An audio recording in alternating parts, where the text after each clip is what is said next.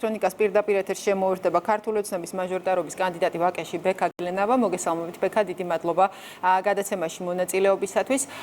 თქვენ მაჟორიტარად წარდგენისას თბილისის მერმა და მერობის კანდიდატმა დაგახასიათეთ, რომ გაქვთ კერძო საბანკო სექტორში მუშაობის გამოცდილება და ამ თქვენი გამოცდილებით ხართ მზად ჩაერთოთ თბილისის განვითარებაში. თქვენს პროფესიულ გამოცდილებაში არის სახელოვნებო სფეროც, მაგრამ არ ყოფილა პოლიტიკა. რატომ ქალაქის თვითმმართველობა და საკრებულო? თქვენთვის რა იყო მთავარი мотивация ამ გადაწყვეტილების მიღებისას? ნათია, პირველ რიგში მოგესალმებით, მივესალმები თქვენს მაყურებელს. მადლობა რომ მომეცით საშუალება მივესალმო და გავისაუბრო თქვენს მაყურებელს. დავიწყებდი ალბათ ჩემი ცხოვრებას დავყოფდი ორ ნაწილად. ერთი პირველი, როგორც თქვენ ახსენეთ, ხელოვნების სფეროში და შემდეგ უკვე 2014 წლიდან სწავლა-განათლება გავაგრძელე ეკონომიკა და ფინანსების განხრით, ასევე გამოცდილება მივიღე სხვადასხვა ფინტექ კომპანიებში მუშაობით. ამჟამადაც მოღვაწეობ ერთ-ერთი ფინტექ კომპანიის კომერციის ხელმძღვანელი ვარ. რატომ პოლიტიკა? იმიტომ რომ ამ მთელი ცხოვრების მანძილზე ერთადერთი რამ იყო გამოყოფილი ნაწილი ჩემი ძალიან დიდი სიყვარული ჩემი ქალაქის თბილისის მიმართ. განსაკუთრებით ეს უბანი არის ჩემთვის ძალიან ახლო და ძალიან მშობლიური, იმიტომ რომ თითქმის ყველა ნაწილში რაღაც პერიოდის ცხოვრების მან გატარებული. ცხოვრობდი ვაჟბშალოს პირველ კვარტალში, მესამე პლატოზე, მეორე პლატოზე, მეექვსე კვარტალში, მეორე კვარტალში. ძალიან კარგად ვიცნობ ამ ადამიანებს, მყავს უამრავი მეგობარი. აქ დავდიოდი სკოლაში, აქ დავამთავრე საბავშვო ბაღი. და ძალიან დიდი სურვილი მაქვს, რომ გარედან არ უგულშემატკივრო ჩემი ქალაქის გალამაზებას, უკეთეს მომავალს და მივიღო პირდაპირ მონაწილეობა ამაში საქმით.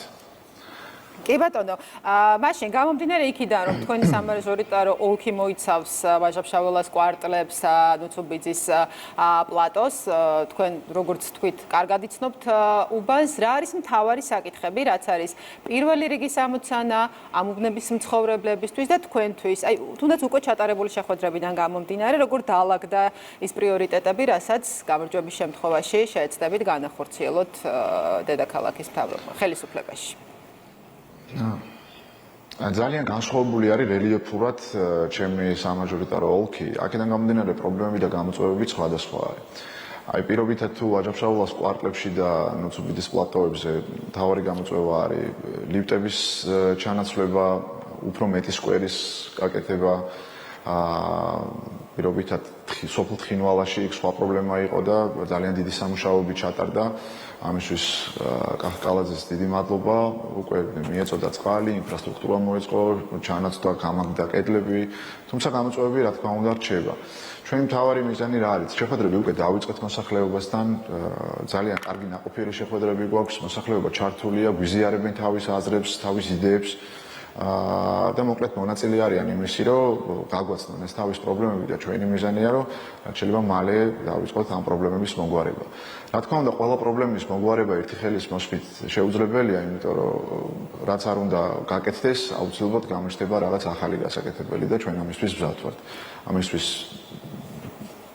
დიდი მადლობა მოსახლეობას და დიდი იმედი მაქვს ჩემი გუნდის კი ბატონო, თქვენც ნაწილობრივ ახსენით, რომ თქვენ ამ უბნებში სხვადასხვა საჭიროებები დგას და იცის დედაქალაქის მოსახლეობამაც, რომ ეს ოლქი არის თბილისის ისეთი უბანი, სადაც დგას სხვადასხვა საჭიროება, იმიტომ რომ არის ძველი საცხოვრებელი შენობებიც, ასევე არის ახალგაზრდაშენიანებული უბნები, რასაც ახლავს თავისი პრობლემები, იქნება ეს ძველი შემთხვევაში რეაბილიტაცია განახლება, ახლის შემთხვევაში კომუნიკაციების მოწესრიგება და ასე შემდეგ.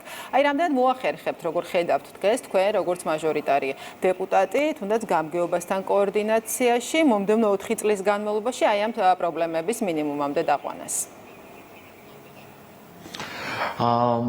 ძალიან კარგად ახსენეთ, სწორად ახსენეთ, თქვენ ეგ მაგალითისთვის რო ავიღოთ ჩამოთვალე, ხა ვაჟა-ფშაველას კვარტლები, პლატოები, თხინვალა, არის ახალ განაშენიანებული უბნების, მაგალითად პოლიტიკოვსკაიას ქუჩა, მე მახსოვს პოლიტიკოვსკაიას ქუჩაზე მანქანითაც არ აისვლებოდა, ეხლა როგორი მოწესრიგებულია, თუმცა რა თქმა უნდა გამოწვევები რჩება. არის სხვადასხვა პრობლემები წყალმომარაგებასთან დაკავშირებით და ასე შემდეგ. აქ ნახეთ, აქ არის თუ წითელ ხაზებში ხვდება მაგალითად რაღაც პრობლემა, იქ უკვე არის გამგეობის ჩართულობა საჭირო და გამგეობა მოსახლეობასთან ერთად თანადაფინანსებით ახდენს დახმარებას და პრობლემის მომგვარებას. თუ არის მთავარი ქუჩა, ამ შემთხვევაში უკვე მუნიციპალიტეტი და ამ შემთხვევაში აუცილებელი არის ჯვპ-სთან, რომელიც არის კერძო კომპანია, მათი ჩართულობა და ჩვენი აქტიური თანამშრომლობით ეტაპობრივად ვახდენთ ამ პრობლემების მომგვარებას.